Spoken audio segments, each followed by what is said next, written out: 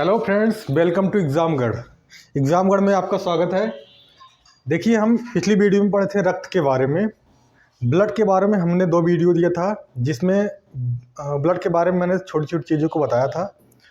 उसके बाद अगर आपने वो वीडियो नहीं देखी है तो आप उस वीडियो को जाकर पहले देखिए। फिर आज उसी के क्रम में हम बायोलॉजी चैप्टर से डाइजेस्टिव सिस्टम के बारे में पढ़ते हैं। तो देखिए, बात आती है सिस्टम क्या होता है। सिस्टम जब कई तंत्र मिल जाते हैं तो हम उसको सिस्टम रूप दे देते हैं। जैसे कंप्यूटर भी हमारा सिस्टम हो, इसमें कीबोर्ड, माउस और सीपीयू सारे मिलकर एक सिस्टम का रूप लेते हैं, तो हम उसको सिस्टम बोलते हैं ना। उसी प्रकार से जब हमारे कई तंत्र जुड़ जाते हैं तो उसको हम डाइजेस्टिव सिस्टम बोलते हैं। जैसे उसमें आ गया मुख, गुहा, ग्रास नली और कई ग्रंथियाँ भी होती हैं। तो ये सारे मिलकर जो है ये पाचन तंत्र कहलाते हैं। पाचन तंत्र के द्वारा ही हम जो भोजन करते हैं, जो जटिल भोजन करते हैं, जटिल अर्थात ये होता है जैसे हम बड़े बड़े टुकड़ों में, जैसे एक रोटी है, रोटी को हम मुंह में डालते हैं, उसको हम कूच के जो है दांतों से कूच के जो है उसको छोटा कर देते हैं। तो कूच के जो सरल रूप में करते हैं उसी को हम पाचन कहते हैं। लेकिन क्या जब रोटी को हम दांतों से अपने कूच के उसको छोटा कर देंगे तो क्या वो पच जाएगा? ऐसा तो है नहीं कि वो पच जाएगा, क्योंकि हमारे जो कोशिकाएँ हैं, छोटी छोटी कोशिकाएँ हैं हमारे शरीर में, इनको जो आवश्यकता है, पोषक तत्वों की आवश्यकता है, वो तो एकदम छोटे छोटे माइक्रो टाइप के होते हैं, उस चीज़ की आवश्यकता है ना। तो इसीलिए रोटी को जब हम दांत से कूचते हैं तो आधा पाचन उसका हो जाता है, और आधा पाचन जो है जब वो हमारे डाइजेस्टिव सिस्टम में इंटर करते हैं, जैसे मुख गुहा हो गया, ग्रास नली हो गया, जब वो फूड पाइप में जाते हैं, जैसे फूड पाइप में हम मुंह में डालते हैं, मुंह के द्वारा उसके बाद फूड पाइप में जाता है जो 15-20 सेंटीमीटर लंबा होता है। उसमें जाने के बाद उसमें मुख से ही उसमें कई एंजाइम मिलते हैं, जैसे लार ग्रंथियों, जैसे टाइलिन हो गया मुंह में, लार में जो है टाइलिन एंजाइम पाया जाता है। तो लार के माध्यम से ही हमारे रोटी को जो है हम लुगदी बना देते हैं, कूच एकदम उसको, जिसको बोलते हैं गाँव में लभेर लेते हैं। तो लभेर के जो है उसके बाद हम वो मुख गुहा, जो फूड पाइप जिसको बोलते हैं, उसके माध्यम से वो अंदर जाता है, फिर वो अमाशय में पहुँचता है। इस तरीके से हम देखते हैं कि हमारे जो भोजन करते हैं हम लोग, उसका पाचन होता है, और भोजन पचने के बाद ही हमारे छोटी छोटी कोशिकाओं को पोषक तत्व मिलता है, जिससे नए कोशिकाओं का निर्माण होता है और हम एकदम एक्टिव रहते हैं। ठीक है, आइए देखते हैं। देखिए, पाचन का मुख्य कार्य क्या होता है। पाचन का मुख्य कार्य होता है भोजन से ऊर्जा का निर्माण करना। बगैर ऊर्जा के हम चल नहीं पाते हैं, और ऊर्जा मिलने के लिए हमारे शरीर में भोजन का पाचन होना बहुत ही आवश्यक होता है। जैसे देखिए, ये है जटिल से सरल पदार्थों में तोड़ना ही। जैसे कोई भी चीज़ जटिल खा रहे हैं हम खाना, जैसे मालूम चावल खा रहे हैं, चावल को हम कूच के छोटा कर देते हैं। तो जटिल से सरल पदार्थों में तोड़ना ही जो है पाचन कहलाता है। और एक चीज़ ध्यान ये रखना है कि हमारे शरीर में सब चीज़ों का पाचन नहीं हो पाता है, तो इसमें आपको ध्यान ये रखना है, कार्बोहाइड्रेट, प्रोटीन और वसा का ही पाचन होता है। देखिए, जैसे जल होता है, जल, विटामिन और खनिज, इन सब का पाचन हमारे शरीर में नहीं होता है, क्योंकि ये जल भाई बहुत छोटे छोटे होते हैं, इनको तोड़ने की ज़रूरत है नहीं, इसको हम डायरेक्ट पी जाते हैं। विटामिन भी हम बहुत कम मात्रा में खाते हैं, विटामिन को भी कूचने की ज़रूरत नहीं है। जैसे मान लो कूच के हम खाते हैं, लेकिन उसको पचाने की ज़रूरत नहीं है, इसको हम डायरेक्ट अवशोषण कर लेते हैं। तो ध्यान रखना है, जल, विटामिन और खनिज, इनको हमें कूच कर पाचन करने की ज़रूरत नहीं है, ये डायरेक्ट अवशोषित हो जाते हैं हमारे शरीर में। ठीक है, तो पाचन, देखिए पाचन एक कैसी प्रक्रिया है। पाचन एक फिजिकलो और केमिकल प्रक्रिया है। मतलब ये जो है, जब हम रोटी को कूचते हैं तब ये समझ लो हम भौतिक कार्य कर रहे हैं, कूच रहे हैं बाहर से। लेकिन जब इसमें टाइलिन और जैसे अंदर जाएंगे तो जठर जैसे हमारे पेट से, पित्ताशय से जो जठर ग्रंथियां से जो रस निकलते हैं पित्ताशय वगैरह से, वो केमिकल के रूप में आते हैं और हमारे भोजन को अम्लीय और क्षारीय माध्यम से करके जो उसमें जीवाणु होते हैं उसको वो ख़त्म कर देते हैं। तो इस प्रकार से हम देखते हैं कि हम पाचन में जो है, मतलब कुछ भौतिक कार्य भी करते हैं, कूचने का कार्य करते हैं, और हाथ से मुंह तक ले जाने का भी कार्य करते हैं, और कुछ केमिकल उसमें आके मिल जाते हैं। तो इस प्रकार से हम देखते हैं कि फिजिकल और केमिकल दोनों प्रकार की प्रक्रिया होती है पाचन प्रक्रिया। तो देखिए पाचन जो है हमारा दो तरीके से हो सकता है। एक आहार नाल से होता है और दूसरा पाचक ग्रंथियों के माध्यम से। तो आइए हम एक एक चीज़ों के बारे में समझते हैं। देखिए मुख गुहा लिखा है, पहले हम स्ट्रक्चर के माध्यम से समझेंगे पूरी बातों को। देखिए मुख गुहा लिखा गया है, तो मुख गुहा क्या होता है? मुख गुहा का मतलब होता है खाली स्थान। गुहा जो जिसको बोलते हैं, जैसे देखिए हमारे मुंह में खाली स्थान है ये, तो इसको ही हम मुख गुहा बोलते हैं। तो भोजन जो है पहले हमारे मुख गुहा में जाएगा। तो कई बार क्वेश्चन आ जाता है भोजन का पाचन कहाँ से शुरू होता है। तो हमको ध्यान में रखना है कि भोजन का पाचन मुख गुहा से ही स्टार्ट हो जाता है। लेकिन मुख गुहा में जो है सिर्फ कार्बोहाइड्रेट का ही पाचन होता है बस।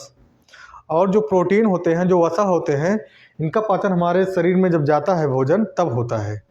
मुख गुहा में सिर्फ कार्बोहाइड्रेट का ही पाचन होता है। तो पाचन हमारा जो है मुख गुहा से स्टार्ट होती है।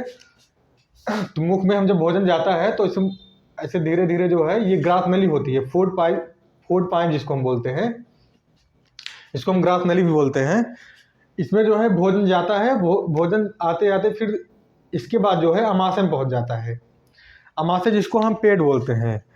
देखिए अमाशय जो अंदर का भाग है उसको हम अमाशय बोलते हैं। बाहर से जो ये हमारा पेट दिख रहा है फिजिकल तरीके से, इसको हम उदर बोलते हैं। जैसे गणेश जी को हम देखिए लंबोदर बोलते हैं। लंबोदर मतलब जिसके उदर लंबे हों, मतलब उनका पेट ज़्यादा लंबा है ना। इस तरीके से हम देखते हैं मुख से भोजन पहले ग्रास नली में आता है, ग्रास नली के बाद फिर अमाशय में आ जाता है। अमाशय के बाद भोजन जो है छोटी आंत में जाता है। ध्यान रखना कि अमाशय के बाद ये भोजन यहाँ दाएं बाएं नहीं जाएगा, सिर्फ डायरेक्ट जो है अमाशय में कुछ रस मिलेंगे, अभी इसको हम पढ़ाएंगे। उसके बाद वो डायरेक्ट छोटी आंत में जाता है, छोटी आंत से होते हुए फिर बड़ी आंत में जाता है। छोटी आंत कहने के लिए छोटी होती है, छोटी आंत जो है बड़ी होती है, बड़ी आंत छोटी होती है। इसको भी आप लोग ध्यान में रखिएगा। कई बार एग्जाम में क्वेश्चन ये भी पूछ लिया जाता है कि छोटी आंत जो है, छोटी आंत की लंबाई ज़्यादा होती है कि बड़ी आंत की लंबाई होती है। तो हमको ध्यान में रखना है छोटी आंत की लंबाई ज़्यादा होती है। तो भोजन जो है छोटी आंत में से आते हुए यहाँ पे कुछ एंजाइम्स इससे मिलते हैं और वे पाचन करता है, फिर यहाँ से जाते हुए बड़ी आंत में चली जाती है। बड़ी आंत से ऐसे होते हुए डायरेक्ट जो है यहाँ हम लैट्रिन के रास्ते से अपशिष्ट पदार्थों को बाहर निकाल देते हैं। तो इसको हम जो है गुदा बोलते हैं, गुदा द्वार। तो हम लोगों ने समझा मुख गुहा से भोजन ग्रास नली में आता है, ग्रास नली से अमाशय में भोजन पहुंचता है। यहाँ पे कुछ एंजाइम और पित्तरस उससे मिलते हैं। फिर उसके बाद जो है छोटी आंत में भोजन जाता है, छोटी आंत से बड़ी आंत में जाता है, बड़ी आंत से होते हुए गुदा के द्वार से लैट्रिन के रास्ते हम सारे अपशिष्ट पदार्थों को बाहर निकाल देते हैं। देखिए जब ये भोजन अमाशय में आता है तो इसके साथ साथ भी अपना साइड वर्क ये भी करता रहता है, जिसको हम पाचन ग्रंथियों के नाम से जानते हैं। पाचन ग्रंथियों में लार में टायलिन एंजाइम पाया जाता है, जठर ग्रंथियों में फिर आता है भोजन में हमारे जठर ग्रंथियों से भी कुछ रस निकलते हैं। उसके बाद लीवर में आता है, ये लीवर है, देखिए इसको हम लीवर बोलते हैं, हमारे दाहिनी तरफ होता है। लीवर के जस्ट नीचे जो है एक छोटा सा भाग लगा रहता है जिसको हम पित्ताशय जानते हैं, पित्ताशय के रूप में। उसके बाद जो है बाएं साइड में, हमारे पेट के बाएं साइड में एक ये हिस्सा लगा रहता है जिसको हम अग्नाशय बोलते हैं। अमाशय नहीं, अमाशय तो ये होता है पेट, इसको हम अग्नाशय बोलते हैं, अग्नाशय।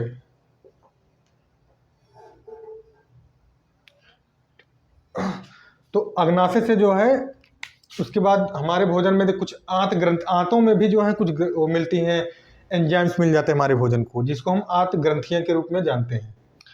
तो हम लोगों ने इस टाइप से पढ़ा कि जो है देखिए बहुत जटिल चैप्टर है, बहुत कॉम्प्लिकेटेड है। इसको अगर आप ध्यान से समझेंगे तो आपको सारी चीज़ें क्लियर हो जाएंगी। एक बार हम फिर से रिवीजन करते हैं। पाचन तंत्र में भोजन दो प्रकार से पचता है हमारे शरीर में, एक आहार नाल के माध्यम से जाता है और दूसरा पाचन ग्रंथियों के माध्यम से पचता है। आहार नाल का भाग होता है मुख गुहा, ग्रास नली और अमाशय। छोटी आंत, बड़ी आंत और गुदा द्वार, इन सब भागों से हमारे भोजन शरीर में प्रवेश करते हैं और पूरा जो है गुदा द्वार तक आता है। इन पूरे कैनाल्स, इन पूरे सिस्टम को जो है हम लोग डाइजेस्टिव पाचन तंत्र बोलते हैं। बहुत लोग कन्फ्यूजन रहता है, उनको लगता है कि मुख गुहा से लेकर यहाँ तक ही पाचन तंत्र है, मतलब ये जो हमारा नली आया है ग्रास नली, इसको मुख गुहा बोलते हैं, यहीं तक जो है पाचन कार्य होता है। तो ऐसा कुछ नहीं है। पाचन तंत्र हम पूरे हिस्से को बोलते हैं, मतलब मुंह गुहा से स्टार्ट होता है गुदा द्वार तक, इसको हम पाचन तंत्र बोलते हैं। इस पाचन तंत्र में भी जो है पाचन ग्रंथियां होती हैं हमारी, ये पाचन करने में, भोजन को पाचन करने में काम आती हैं। जिसमें लार ग्रंथियां हो गई जो मुख में पाया जाता है, जठर ग्रंथियां हमारे पेट से निकलती हैं, पेट में मतलब अमाशय में पाई जाएंगी। लीवर और पित्ताशय से भी कुछ रस निकलते हैं जिसको हम पित्त रस बोलते हैं। फिर अग्नाशय में जाते हैं, अग्नाशय के बाद आंत ग्रंथियों में भी कुछ एंजाइम पाए जाते हैं जो हमारे भोजन को रासायनिक रूप से सरल रूप में बनाते हैं। तो हम लोगों ने इसको पढ़ा, आई होप आपको समझ में आया होगा। अब हम आगे देखते हैं, इसके आगे वाले सिस्टम में फिर स्ट्रक्चर बनाते हैं, फिर समझाते हैं आपको। तो आइए दोस्तों देखते हैं हम माउथ के बारे में।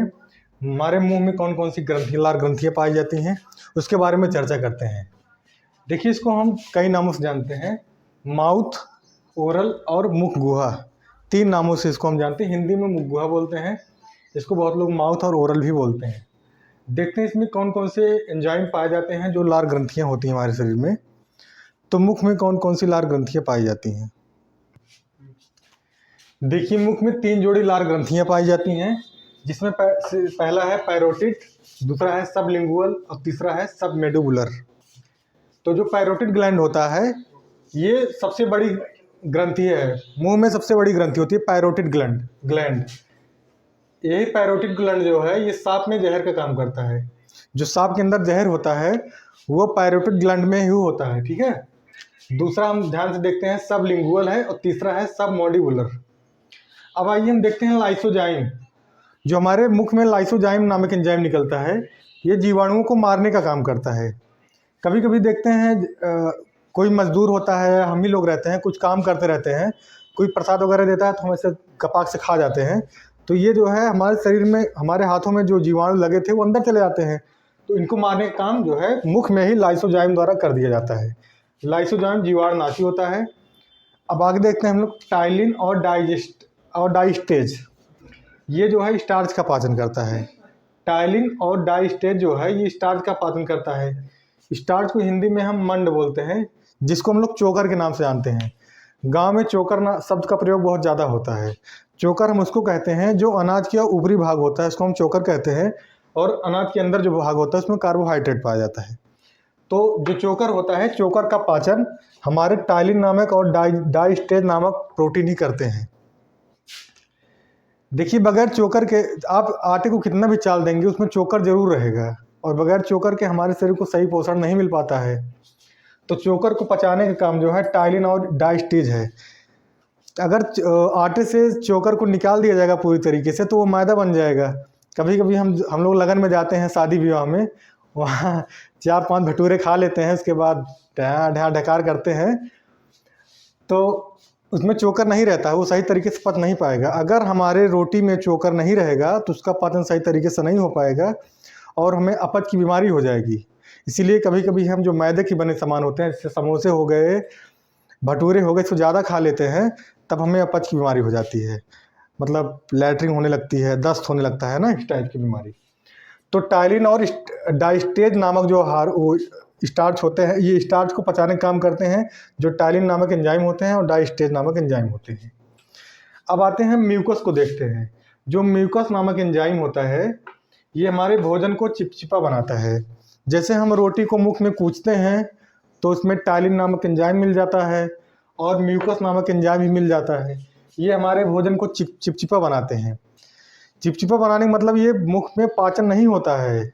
चिपचिपा बनाने का मतलब है कि जब हमारे मुख गुहा से ग्रास नली के माध्यम से भोजन अमाशय में आता है तो चिपचिपा होने के कारण ही आ पाता है, मतलब ये सरकाने का काम करता है म्यूकस।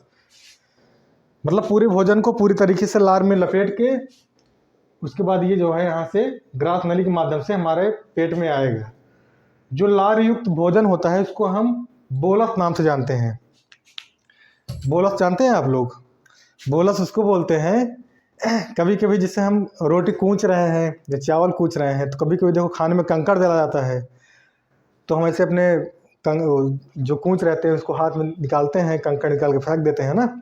जो निकालते हैं लार युक्त जो भोजन निकालते हैं मुख से, उसी को हम बोलस नाम से जानते हैं।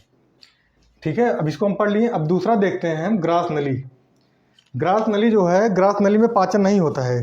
कभी कभी लोगों को जो है ग्रसनी और ग्रास नली में कन्फ्यूजन हो जाता है, तो ध्यान रखिए ग्रसनी जो है, ग्रसनी से हम जहाँ से सांस लेते हैं तो सांस हमारे अंदर ग्रसनी के माध्यम से जाता है, लेकिन ग्रास नली के माध्यम से हम भोजन को अंदर करते हैं। ये है ग्रास नली।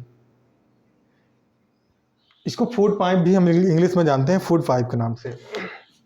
इसमें पाचन नहीं होता है, इसका कार्य सिर्फ यही होता है कि हमारे मुख से भोजन को आमाशय तक पहुंचा देता है। कभी कभी ग्रास नली से एक दो क्वेश्चन बन जाते हैं। देखिए पहला क्वेश्चन तो यही है कि ग्रास नली की लंबाई कितनी होती है, तो इसको ध्यान में रखना है। कहीं कहीं 20 लिख रहा था, 20 सेंटीमीटर, कहीं कहीं 20 to 25 सेंटीमीटर। तो एग्जाम में जो भी आएगा विकल्प में अगर 20 रहेगा 20 आपको लगाना है, नहीं तो 25 सेंटीमीटर लगाना है। भोजन को ढकेलने की क्रिया को क्रमकुंचन कहते हैं। देखिए जब भोजन को हम मुख से अंदर ले जाते हैं ग्रास नली के माध्यम से, तब जो है जब भोजन हमारे मुख में जाता है धीरे धीरे जाता है। एक बैग तो जाएगा नहीं कि ऐसे मुख से ऐसे गया ग्रास नली से डायरेक्ट अंदर चला जाएगा आमाशय में। जब धीरे धीरे जो आता है इसी को हम जो है क्रमकुंचन क्रिया कहते हैं। तो क्रमकुंचन के बाद देखिए हम लोगों ने पढ़ा मुख, गुहा और ग्रास नली के बारे में पढ़ लिया है। अब हम अगला देखेंगे इसके बारे में, जो अगला स्टेप होता है। अब आइए हम आहार नाल का जो है तीसरा भाग देखते हैं, जिसको हम स्टोमक कहते हैं। हिंदी में इसको हम अमाशय बोलते हैं। देखिए अमाशय में कभी कभी क्वेश्चन आ जाता है कि भोजन सबसे ज़्यादा टाइम तक कहाँ रुकता है, तो अमाशय में होता है। अमाशय में भोजन हमारा 4 घंटे तक रुकता है। अमाशय को देखो हम 3 भागों में बांट सकते हैं, 3 भागों में, जिसको हम पहला भाग बोलते हैं कार्डियक, दूसरा फंडिक और तीसरा पाइलोरिक। तो हम देखिए यहाँ पे अमाशय के बड़ा चित्र बना दिए हैं। ये ऊपर जो है ये कार्डियक है, ये फंडिक है बीच वाला, और ये है पाइलोरिक। तो देखिए जब हमारे मुख से भोजन अंदर जाता है ग्रास नली द्वारा, बोलस भोजन जिसमें लार युक्त भोजन जो होता है वो जब जाता है इसमें पेट में, अमाशय में जब पहुंचता है, तब अमाशय में पहुंचते ही HCl हाइड्रोक्लोरिक अम्ल जो है हमारे कार्डियक से निकलता है। कार्डियक जो ऊपर वाला भाग होता है, पेट का ऊपर वाले भाग से, कार्डियक से HCl निकलता है जो हमारे भोजन को अम्लीय बना देता है। देखिए ये जीवाणुओं को मारने का भी कार्य करता है कार्डियक। ये सबसे ऊपरी भाग होता है हमारे पेट का। पेट को हम 3 भागों में बांटे हैं, कार्डियक, फंडिक और पाइलोरिक। तो कार्डियक जो है सबसे ऊपरी भाग है। इसको कार्डियक क्यों बोलते हैं, क्योंकि देखिए जो ये अमाशय होता है, अमाशय के जस्ट ऊपर ही हमारा हृदय होता है। हृदय के अध्ययन को हम कार्डियोलॉजी के नाम से जानते हैं, इसलिए इसको हम कार्डियक बोलते हैं, कार्डियक। तो कार्डियक से HCl निकलता है जो जीवाणुनाशी होता है। अब आप कहेंगे कि मुख में जब गए थे तो वहाँ पे टाइलिन नामक एंजाइम जब मिला था, या जो भी एंजाइम, जितने भी एंजाइम मिले थे वो भी तो जीवाणुनाशी थे। तो ऐसा नहीं है। जो जीवाणु जो है हम मुख से बच के चले आए थे अंदर, तो HCl में पहुँच गए थे। जो डेंजरस जीवाणु थे वो डायरेक्ट जो है HCl में पहुँच गए थे, जैसे यहाँ कार्डियक में। तो वहाँ HCl नामक जीवाणु जो है उनको, जीवाणु को मार देता है। HCl नामक जो एंजाइम निकलता है ये जीवाणुओं को मारने का कार्य करता है। फिर आते हैं दूसरा भाग देखते हैं, रूजी। जो पेट का दूसरा भाग है फंडिक, इसमें जो है एक रूजी नामक कांटेनुमा संरचना पाई जाती है जो भोजन को रोक के रखती है। तो एग्जाम में कभी कभी डायरेक्ट पूछ लेगा कि भोजन को पेट में रोक के रखने का कार्य कौन करता है, तो रूजी नामक जो एक कांटेनुमा संरचना होती है, ये भोजन को पेट में रोकने का कार्य करता है। कभी कभी देखिए हम खाना नहीं खाते हैं तो हमारे बैठने उठने पर जो है पेट में चुभने लगता है, जैसे लगता है कोई कांटा वाटा चुभ रहा हो। तो ये रूजी नामक ही ये कांटेनुमा संरचना है, ये चुभता है। उसके बाद हम देखते हैं तीसरा जो है पाइलोरिक। जो पेट का तीसरा निचला भाग है इसको हम पाइलोरिक कहते हैं। इसमें से जो है जठर रस निकलते हैं। जठर रस के बारे में हम विस्तार से पढ़ते हैं, जिसमें देखिए रेनिन जो है पाया जाता है। आइए जो है हम पाइलोरिक पेट का तीसरा भाग होता है अमाशय का, उसके बारे में पढ़ते हैं। तो इसमें गैस्ट्रिक जूस पाया जाता है, जिसको हम हिंदी में जठर रस कहते हैं। जठर रस 2 रसों से मिलकर बना होता है। एक रेनिन एंजाइम, रस को ही एंजाइम बोलते हैं, पहले आप लोग ध्यान दीजिए, रस को ही एंजाइम बोलते हैं। तो रेनिन जो है, रेनिन एंजाइम से और पेप्सिन एंजाइम से मिलकर जठर रस बनता है। रेनिन का कार्य क्या होता है? रेनिन का कार्य होता है, ये जो है दूध से दही बना देता है, दूध से दही बनाने का कार्य होता है। घर में नहीं, घर में दूध से दही नहीं बनाता है रेनिन। रेनिन जो है हमारे पेट में दूध को जो है दही के रूप में बदल देता है। जैसे कभी कोई छोटे बच्चे होते हैं, देखिए दूध पिलाओ उनको, जब वो पलटी करते हैं तब वो दही के रूप में आ जाता है, देखे होंगे आप ना। तो वही चीज़ है, दूध से दही के रूप में परिवर्तित करता है रेनिन। देखिए कभी कभी एग्जाम में क्वेश्चन बहुत घुमा के पूछ लेता है। एग्जाम में ऐसे पूछा क्वेश्चन कि रेनिन नामक एंजाइम किसका पाचन करता है, तो वहाँ ऑप्शन में दूध और दही ना देकर केसिन नामक एंजाइम दे देगा, केसिन। तो केसिन जो है एंजाइम हमारे दूध में पाया जाता है, केसिन नामक प्रोटीन। तो एग्जाम में जो है क्वेश्चन को घुमा घुमा के कभी दे सकता है। जो पेप्सिन नामक एंजाइम है, पेप्सिन हमारे शरीर में प्रोटीन का पाचन करता है। प्रोटीन को पेप्टोन्स में बदलता है, प्रोटीन को तोड़ तोड़ के छोटे छोटे पेप्टोन्स में बदल देता है, जिससे प्रोटीन का पाचन अच्छे तरीके से हमारे शरीर में हो जाए। तो यहाँ हम लोगों ने देखे HCl देखे थे, HCl। कभी कभी देखिए जब हम शादी विवाह में जाते हैं, ज़्यादा खाना खा लेते हैं, हचक के एकदम मोमोज बर्गर वगैरह जब मिलता है तो ठूस लेते हैं। तो ठूसने के बाद जो है घर आते हैं तो ये HCl नामक एंजाइम निकलता है। जितना आप खाना खाएंगे ज़्यादा, अगर एकदम पूरा फुल कर लिए गले तक, तो HCl ज़्यादा निकलेगा। और HCl ज़्यादा निकलेगा तो हमें आई कच्ची ढकार, जिसको गाँव में कहते हैं धुआं ढकार आवत बा। तो धुआं ढकार, और उसको CBSE वाले जो इंग्लिश में बोलते हैं उसको बोलते हैं सफरिंग फ्रॉम एसिडिटी, वो एसिडिटी बोलते हैं उसको इंग्लिश में। तो ढकार को गांव में बोलते हैं ढकार, कच्ची ढकार आवत बा, उसको इंग्लिश में बोलेंगे सफरिंग फ्रॉम एसिडिटी। तो एसिडिटी जब हो जाती है तो हम मिल्क ऑफ मैग्नीशिया पीते हैं, जिसको हम AmGCO का होल ट्वाइस, इसको हम, ये इनो में पाया जाता है। इनो में देखिए हम कभी कभी इनो पी लेते हैं तो हमारे शरीर से गैस निकल जाता है बाहर, ढांस मारते हैं, इनो पीने के बाद सारा गैस खत्म। तो अब इतनी ज़्यादा खाने की क्या ज़रूरत है भाई, थोड़ा थोड़ा खाइए आप लोग। आइए देखते हैं अभी, रुक।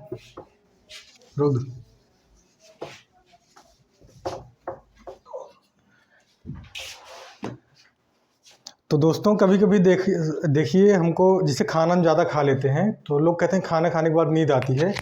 तो क्यों आती है नींद हमको, हम ये भी जानने का प्रयास करते हैं। कभी कभी जब हम खाना खा लेते हैं, जैसे हमारा पेट भर गया है, तो जो पेट में गया है उसको पचाने के लिए जो है हमारी सारी एनर्जी, जैसे जो जितनी भी एनर्जी है दिमाग से सब निकल उकल के अपना पेट में आ जाएगा। पेट में जो है वो पचाने का कार्य करने लगता है। तब हमको क्या होता है, नींद आने लगती है, फिर हंगुआई आ जाती है हमको। इससे कहते नहीं हमको नींद लग रही है, मतलब फीलिंग स्लीपी जिसको बोलते हैं इंग्लिश में। तो हमको नींद लग जाती है।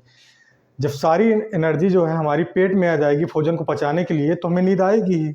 इस कारण जो है मानव को नींद आती है खाना खाने के बाद। इसका सबसे मेन कारण ये होता है। देखिए हम यहाँ से, जब मुख से जो है हमारा भोजन आया था, यहाँ पे लार युक्त भोजन जो आया था पेट में, इसको हम बोलस बोले थे, बोलस। ये बोलस जो है जब हमारी छोटी आंत में प्रवेश कर जाता है तो इसको हम काइम नाम से जानते हैं, काइम। देखिए लार युक्त भोजन जब पेट में आया था, ग्रास नली से होते हुए आमाशय में पहुंचा था, इसको हम बोलस नाम से जानते थे। ये बोलस जो है जब हमारे आंत में जाता है, छोटी आंत में प्रवेश कर जाता है, तो इसको हम काइम नाम से जानते हैं।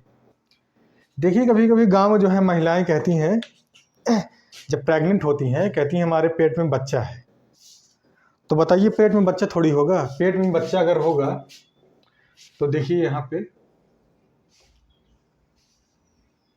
जो हमारा पेट 3 भागों में बटा था, यहाँ HCl, अगर पेट में बच्चा होगा तो हाइड्रोक्लोरिक अम्ल जो होता है वो बच्चे को गला देगा, क्योंकि ये बहुत, इसका जो है pH मान लगभग 2 होता है। pH मान जिसका 2 होता है वो बहुत अम्लीय होता है, प्रबल अम्लीय जिसको बोलते हैं। तब तो बच्चे को गला उला देगा। फिर पता लगा इसमें आ गया, यहाँ हम जो बताए थे कांटेनुमा संरचना होता है रूह जी का, इसमें आ जाएगा बच्चा, जैसे कांटे में चुभ जाएगा जाके ना। तो पेट में नहीं होता है वो, पेट के निचले हिस्से में जो है एक आर्टरी होता है, वहाँ पे होता है, पेट के निचले भाग में बच्चा वहाँ होता है। तो अब होता है जैसे सब लोग, जैसे बायोलॉजी तो किसी को सारा नॉलेज है नहीं गाँव लोगों के, या मतलब जो भी गाँव के लोग हैं जो बायोलॉजी नहीं पढ़े, उनको नॉलेज नहीं है, तो वो बताएंगे ना हमारे पेट में ही बच्चा है। तो हम लोगों ने इस तरह समझा। देखिए अब इसके आगे जो है हम बोलस, जब हमारा जो रल्लार युक्त भोजन आता है, जब इसमें आता है, छोटी आंत में आ जाता है कायम के रूप में, उसके बाद क्या होता है इसको हम अगले वीडियो में करेंगे, क्योंकि वीडियो बहुत लंबी हो जा रही है। तो ये हमारा जो है पाचन तंत्र का पार्ट 1 था। इसके बाद पाचन तंत्र का पार्ट 2 आएगा। दो वीडियो में हम पूरे पाचन तंत्र को समाप्त कर देंगे। आप इन दोनों वीडियो को देखेंगे तो आपको सारी चीज़ें क्लियर हो जाएंगी। अगर आपको वीडियो पसंद आया हो तो आप चैनल को सब्सक्राइब करें, लोगों के पास शेयर करें और वीडियो को भी लाइक करें। धन्यवाद।